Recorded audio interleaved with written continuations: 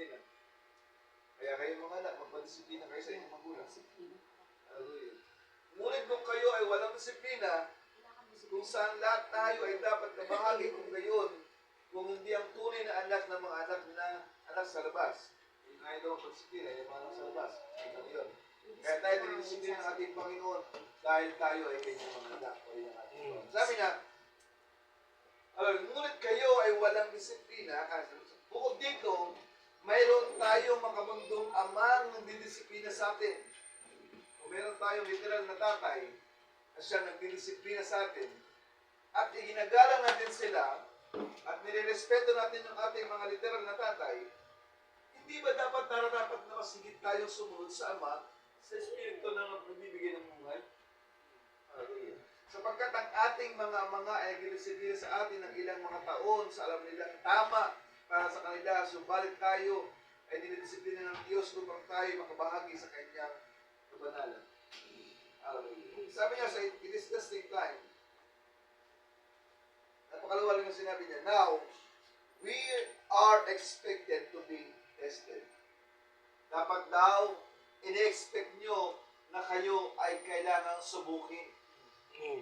We are expected to be tested. Amen? Kasi sabi ng Scripture, he that cometh to God must be tried and tested. Ang sino mang daw lumalapit sa Diyos, hallelujah, ay kailangang suriin at testingin. Amen? Kaya we expect that God, kung tayo lumalapit sa Diyos, expect nila na meron tayong testing and trials. Sabi niya, he that cometh to God must be tried and tested, must be first be tested. Sabi niya, tested with what? With the Word. Tayo ay sinusupok sa pamamagitan ng kanyang salita. And that's God's test. Iyon ang testing ng ating Panginoon. Kasi wala naman siyang ibang test eh. Hindi naman tayo itetesting sa ibang bagay. Tinetest na tayo sa kanyang salita, sabi ng ating Panginoon. Sabi niya, he that cometh to God must be tested. The only shows a true child.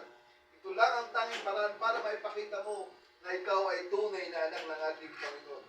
Be tested, masupok, and when the test comes on, sabi niya, you cannot overcome unless there's a test given to you.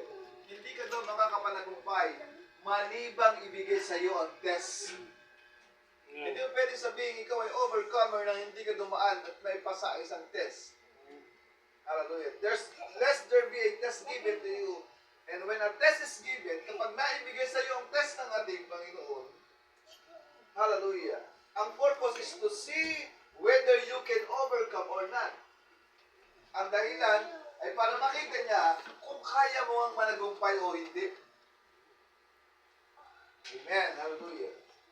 Sabi niya, inulit na ulit, to him that overcometh the test is the greatest thing that ever happened to you. Napakaganda pala mga kapatid. Ang test daw ay ang pinakadakilang bagay na ginawa sa iyo ng ating Panginoon. Bakit kaya ito pinakadakila? Kasi ang tanging paraan lang, hallelujah, para masubok ka ay sa pamamagitan ng testing ng ating Panginoon. Dahil lahat ng anak ng Diyos must be first tested. Ibig sabihin, kaya ka tinetest kasi kanya ikaw anak. Anak ka niya. Yun ang purpose ng ating Panginoon. Hallelujah.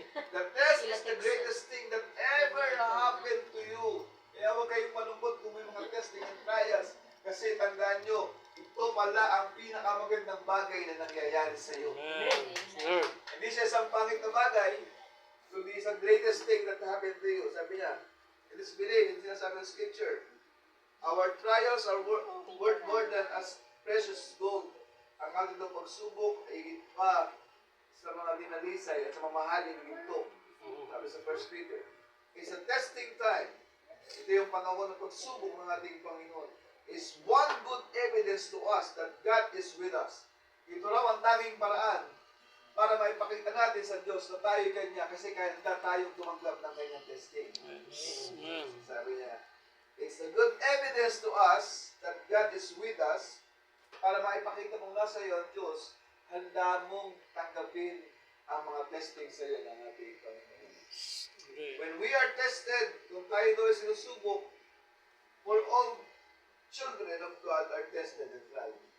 Kapalad ka dahil lahat ng kanyang